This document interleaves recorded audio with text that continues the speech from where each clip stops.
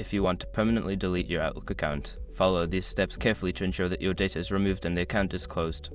Step 1. Back up your data. Before deleting your account, make sure to back up any important emails, contacts, and files. You can export your data to a file or save it to another email service.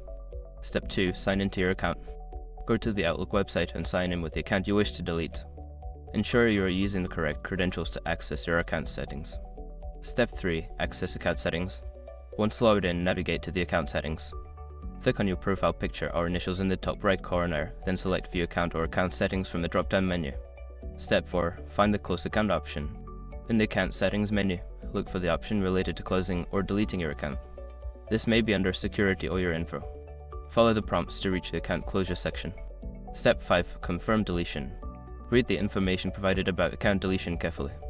If you are sure you want to proceed, confirm the deletion by following the on-screen instructions. You may need to enter your password again for security purposes. After completing these steps, your Outlook account will be scheduled for deletion.